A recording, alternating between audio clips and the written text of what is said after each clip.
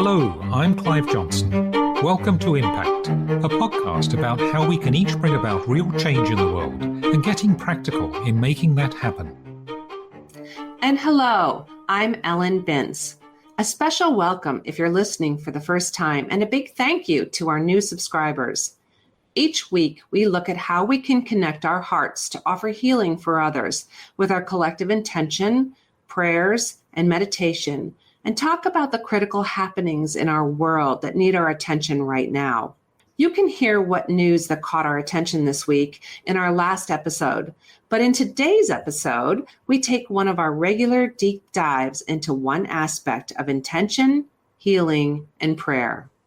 It's a huge pleasure today to welcome someone I've known. I'm working this out. I think it's close to 10 years now, actually, that I came to the beautiful island of Brač, off the coast of Croatia, near the city of Split. Beautiful island, and met Sabine Engelhardt, who she'll introduce herself, but she was or is an award-winning architect. That's where she began her career, and I think you were in the UK for a time, weren't you, actually? Yes. Originally from Germany, but for some time now has found that her mission has been somewhere very different on this beautiful island in Brač. So welcome, Sabine. Thank you, Clive. Bless you. And can you tell us a little bit more about your background and how you came to be in Croatia? As you said, I was working as an architect in the UK, and after several years, I was really missing the element of fire in the UK, which is basically, people taking risks and being passionate about something. That was the one type of fire, and the other type of fire was the sun, because I was struggling a little in Manchester, especially with the grey skies. Yeah. And on top of that, I've always been very passionate about eco-architecture, and it was also something at the time, I left the UK 15 years ago almost, was quite difficult to get underway. So I was sort of struggling with that as well. So I spent quite a lot of time. And that was tapping into things like Rudolf Steiner's thinking, wasn't it, a bit? And to some extent, well. My background is actually less around anthroposophy. My background is more in geomancy, which is, I was kind of easily say, hugging or talking to the trees. It's actually our tradition of Feng Shui, and it's a way of communicating with nature, and it's also earth healing. Yes. And it's also obviously something where we have a long tradition, because it was very important in the past, for example, also to know, where to dig for gold, or for where to find water, or where to place a settlement. So it's also something a dowser would do sometimes. Yes. It's sort of maybe also one area of geomancy and kind of energies in the landscape, such as ley lines people might be familiar with. Sure. So it was actually from that corner. So I meditated to see what I should do, because I was, it was 10 years back that I'd left Germany, so I didn't really have strong links to my home country, or not really any kind of pull to a certain place there. And the message I received was that I should find a cave at the Adriatic, the kind of sea off the coast of Croatia, and become the guardian of that cave. So I kind of brushed up on my sailing skills and bought an old sailing boat and set off from Greece to find the cave. True spirit of going where you're led, isn't it? Yeah.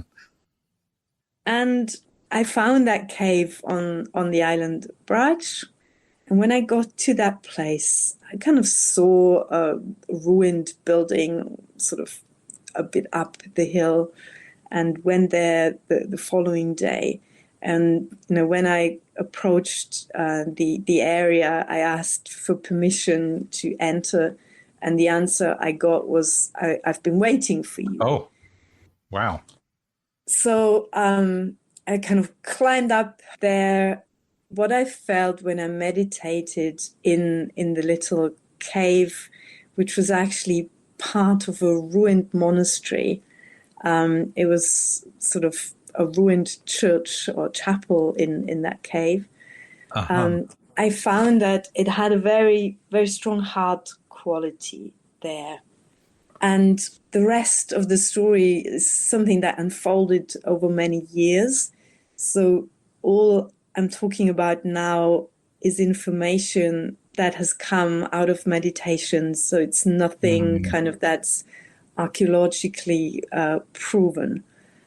So basically, I have the impression that priestesses lived in the cave, that this was during Neolithic times, about 6,000 to 4,000 before Christ, that they were actually engaged in transforming human actions that kind of are in the way of raising human consciousness. Mm-hmm. And the priestesses had constant ritual of stirring in a cauldron. And with that kind of stirring 3 times to the right and 1 time to the left and chanting, they actually did this work. So they were transforming human actions that are not in favor of our ascension. And I saw them actually, the negative actions we take, the negative patterns accumulate in a lake under Brač. With their stirring in the cauldron, they transformed these to the light. And this goes right on the island? Yes. And that was part of your original vision? Or This was actually the very, very first perception I had about the priestesses. So first I saw the lake, and I heard that message. It's my job to transform this lake. So I sort of channeled love into this lake, and then it sort of, from the black color, it turned into a very dark brown color, and I just thought, oh my God, this is a big job for myself just to do it alone. But what was interesting is I also saw a toad appear out of the water at the end, which I later learned is also one of the goddess symbols. Wow. That's beautiful, isn't it? When you have this imagery that comes to you, which has a sacred meaning, archetypal meaning. Yes, absolutely. And then, yes, you don't know at the time necessarily what it means, but you discover later that had real significance. I reckon that this work was done in a part of the cave that has been bricked off or blocked off later. That's accessible now. Obviously, these women also knew about healing. So they actually assisted people with any problems they had with plant medicine. There were obviously kind of rituals in the course of the years, such as also fertility rituals, amongst others. What is very interesting, when you look up the cave, actually, the kind of ceiling of the cave, the first room, has actually the shape of a vagina. Very interesting. And later, this cave was giving birth to something. By Christian hermits. And what was interesting is they built a little chapel in there, and it's the chapel of the, what is this called? Immaculate Conception. Yes.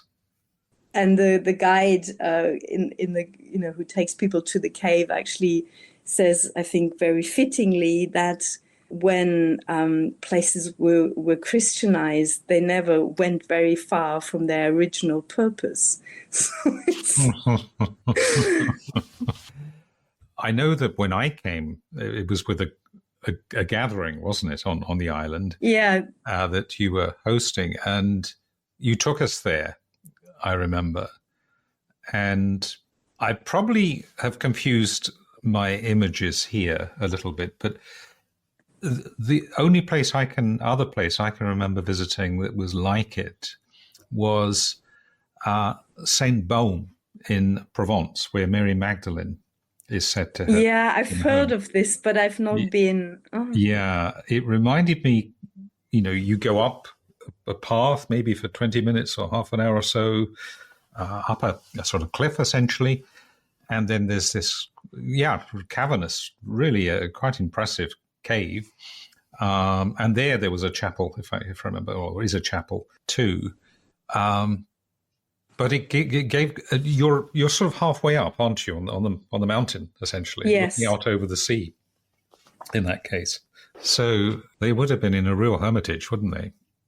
Yeah, absolutely. Yeah. It's quite remote, and I think what's been very interesting, sort of with all this coming through meditation, I obviously did a bit of research in terms of the archaeological context of all of this.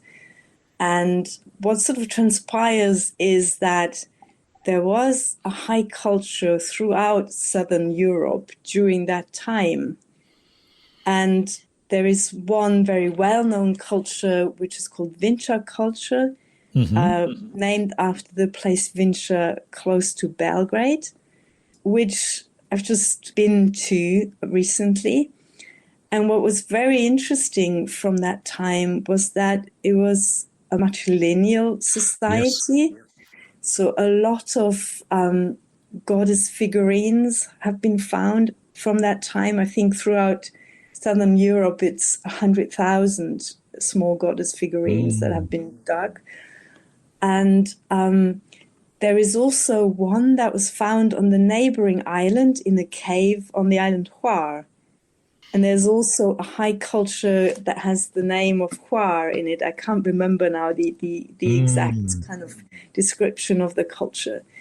And what was interesting from that, from the museums in Belgrade, was that it seems that there was no inequality in terms of material wealth in that society. So everyone, sort of whatever people did, was in service of the community as a whole. And there was also a really high standard of living, compared to that time. So they had hog houses, they had windows made of animal skin, they had wood heating and whatever. And it's very interesting. And it was also, as far as the Vinča culture is concerned, they traded along the rivers. It was a huge area it covered. So it's very interesting, and it's also almost like a kind of golden age. Yes, and it was pre-classical Greece, I suppose.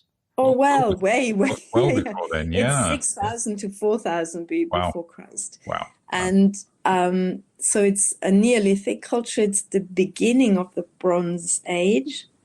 And it's also in this region, 6,000 before Christ is about the beginning of us doing agriculture. And this connection with what's sometimes called the divine feminine, was that a part of your leading, what you found in your purpose? Absolutely. I mean, the conclusion I kind of got to through probably hours on hours of my hands sort of in the ground, because I bought after this a piece of land here, an olive grove, and started to we planted all kinds of trees here and built small buildings and so on. And with sort of these hours of spending outdoors, living in nature, I think what I realized is that I think the earth is actually the primal goddess. And obviously, in the past, the earth would have been sacred. Yes. To everybody. And that very strongly applies to the time I'm talking about. And people then were much more than most people today in tune with that sense of connection. And absolutely. I mean, this was like, this was the center of your existence, wasn't it? I mean, yes. I think from what I gather it was very important, also from the meditations, from the information I got in meditations, that we as people ensure the fertility and the well-being of the earth. Without our doing, the earth can't exist for us to interact with the earth, because without that, she could not thrive. So it's very, very different from our approach today. Yes. And we will obviously also, something I also experience, living in my tiny house and being outside the whole day whenever I can, that we were absolutely an integral part of nature. There was no separation. And it's very much like an indigenous approach we see today, animals and rocks and plants, they're our brothers and sisters. There's no... Yes. And it's not just things that a lot of people might immediately identify as a life form, plant life, trees, animals, but the rocks as well, which have a life of their own and energy of their own and consciousness. And absolutely. And all of the earth, as you say, the magma, the fire, the waters, everything has this. Yeah, and I mean, it's yeah. I think I was very touched when I first saw Emoto's work, the programming water, giving information to water, and then making freezing water and sort of seeing the different forms the crystals take. Exactly.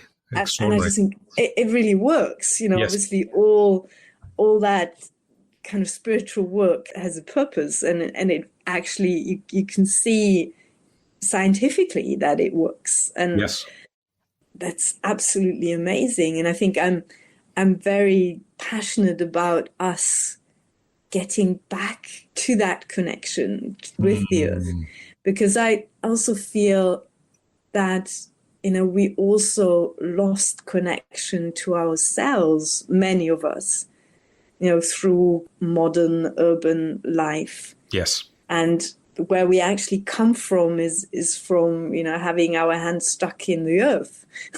Yes. Or chasing some animals or whatever. So we're very far away from, our origins, and we're doing something, our bodies have not been designed for, let's say. And I think it's also, when you start to communicate with nature, I really feel life becomes also very rich.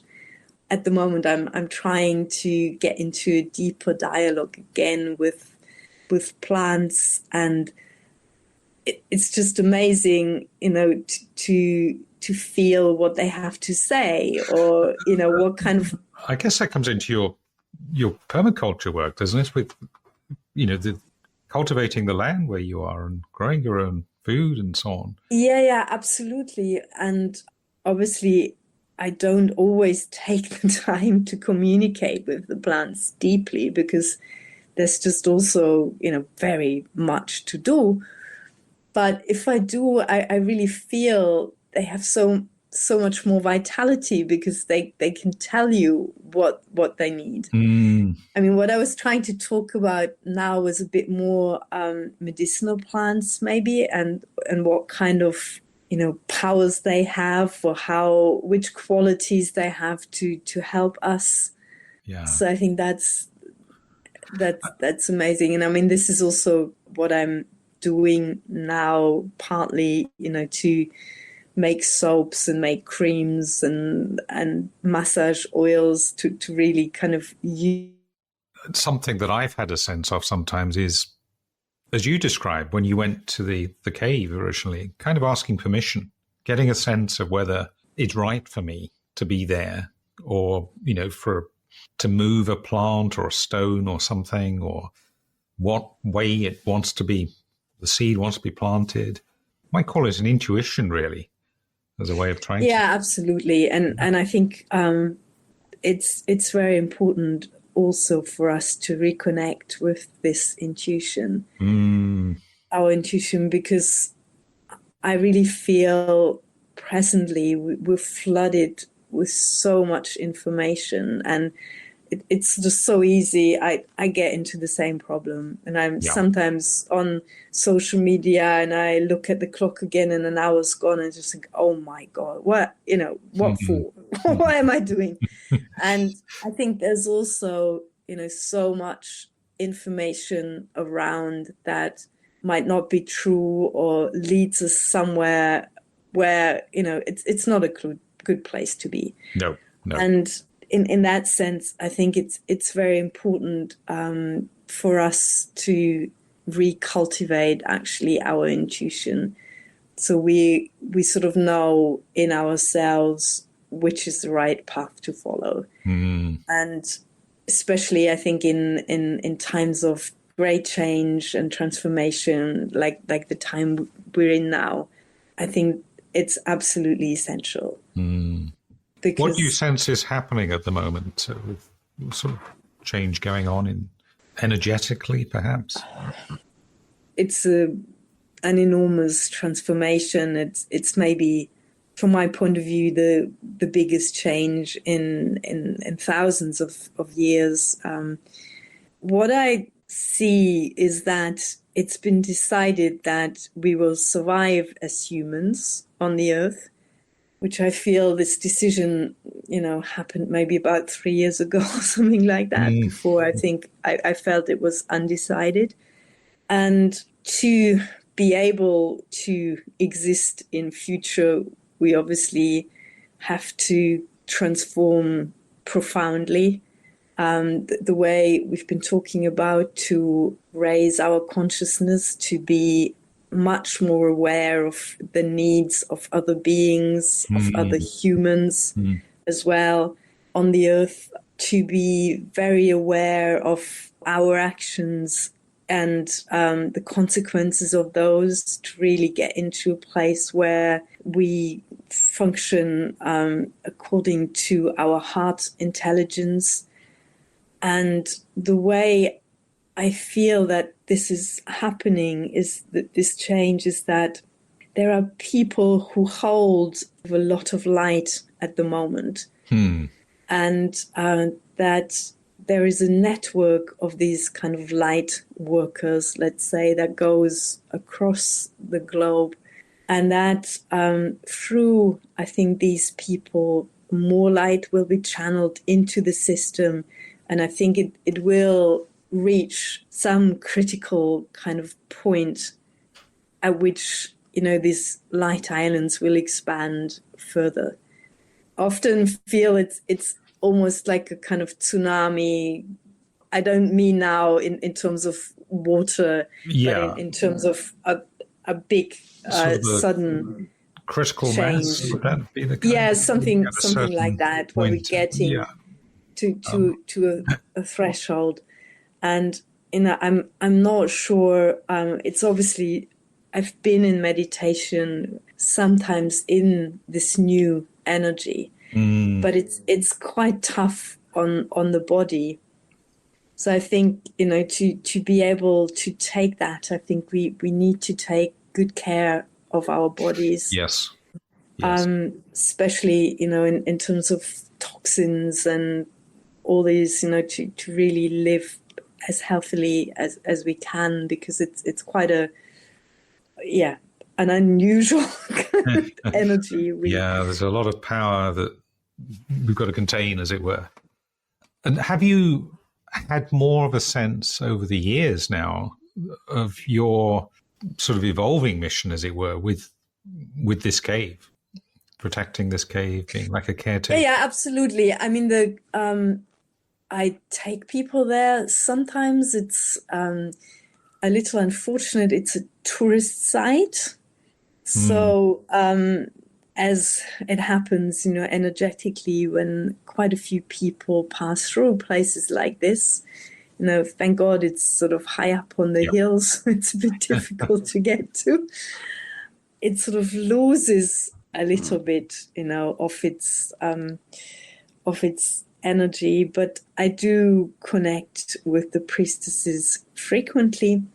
And what we've done is, as the kind of heart quality of the place is concerned, we created a stone circle here with a number of carvings. We were a group of women who emit a certain energy vibration.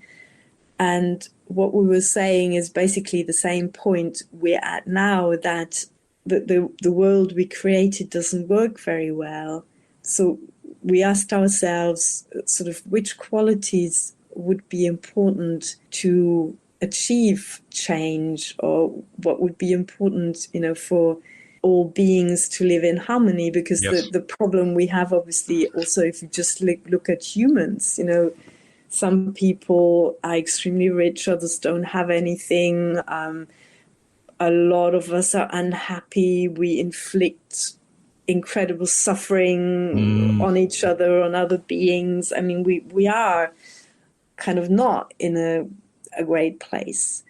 So what we created through this here at the project, which is called Gea Viva, which means the earth is alive, is we created actually a healing field for people to come to. And a lot of people actually feel that. Yes. That when they've been here, they feel more connected with the whole of the earth, with all the beings, and with themselves. And this is the olive grove that you... Yeah, that's right. Yeah, this is, you took on, and this is where the stone circle is, and so on. And yeah, and this, I think that this is one thing, and the other thing is, I've also started to work with women, because I think it is very important for us to reconnect with the earth, because I think what happens is that traditionally, I think women are more connected with the earth, and through relationships with men, we connect the men as well with the earth, I would say. Or it's, let's say, a feminine quality. Obviously we're all made up of feminine and masculine qualities. So I guess you can also do that without a relationship. And what is obviously also the case is that through millennia of patriarchal societies, I think there's a lot of suffering on either side. I don't think it makes men happy either, because they're missing out on, let's say, a balanced relationship with women. It's unbalanced, I think, for both sides. But I mean, obviously, I've been more involved in working with women, and there's tremendous suffering we embody today due to this long history. And I mean, if you follow the idea of rebirth, it's obviously something that accumulates hugely, or something that even I felt, on the island Brač was very prominent, actually. It felt really like war between women and men.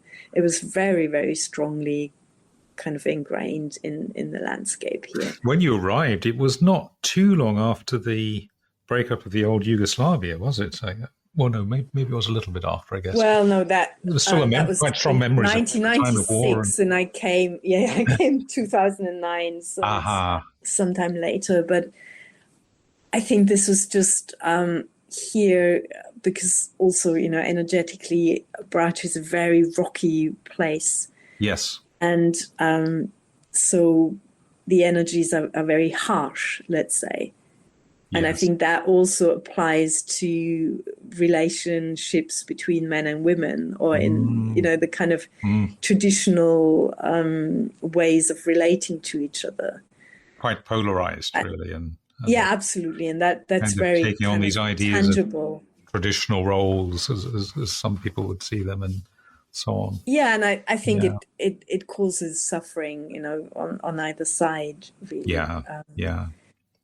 It sounds as though you are, and you may not see this yourself, you may do, or have an evolving sense of it. It sounds to me as though you are enabling the work of the priestesses in some form to continue, and the energy of that place to continue to play its part in this healing.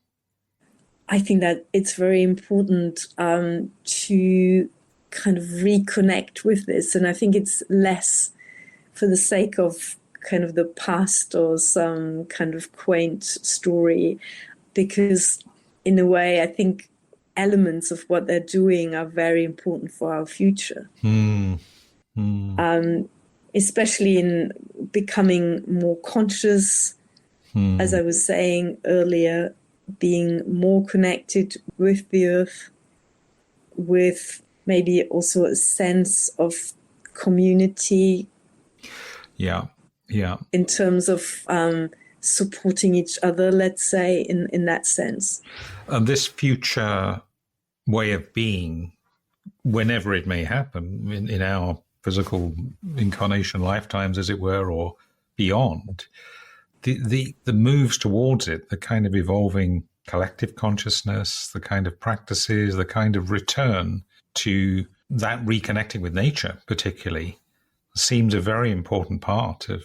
It's like a waking up, isn't it, again, and returning. Yeah, absolutely. Yeah. And I think as another element, I also find this kind of acting with integrity is very important.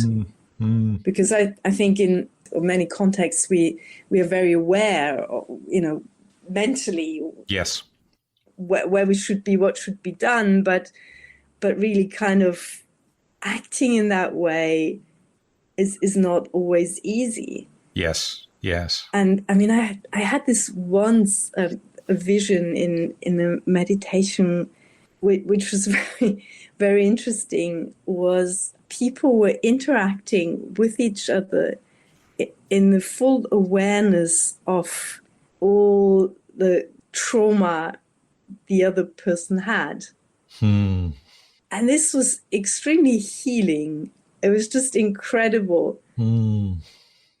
Wow. And it was like the image I had was just a vase that was shattered and it was kind of put together through that really caring interaction with each other. Wow. That's very powerful. Very powerful. I do think, we have a very, very long way to go, not to kind of exploit each other or exploit the earth or just see one's own interests, but to really getting deeper into that way of interacting with our surroundings. Well, thank you, Sabine, for your wisdom. I know we have very much more to talk about, and what we plan to do is to set aside another episode to continue our very inspiring discussion. Thank you so much for being with us today. Thank you. That about wraps it up for this episode. Remember, you can connect with us in the Facebook group and for live intention in my daily Insight Timer offerings and with Ellen in the Labyrinth Activist Network's Zoom calls. Details of how to hook up with these are in our show notes. And don't forget our main intention for this week, which we'll also put in the show notes. Look out too for our weekly news episode, which we'll be releasing in the next few days. Thank you for listening and for sharing with us and holding intentions. We look forward to connecting again next time. And in the meantime, thank you, go well, stay safe. And remember, we're more powerful together. Impact is presented by Ellen Bintz and Clive Johnson and produced by Impact Productions. Our theme music is by Chris Collins and our logo artwork is by Auto Classic. Subscribe wherever you get your podcasts, and please leave us a review on Apple Podcasts, Spotify, Audible, or your favorite podcast provider. We're a non-commercial podcast dedicated to people of any faith tradition or none who yearn for healing in our troubled world. Please pass on the word so others may join us in making an impact. Thank you for listening.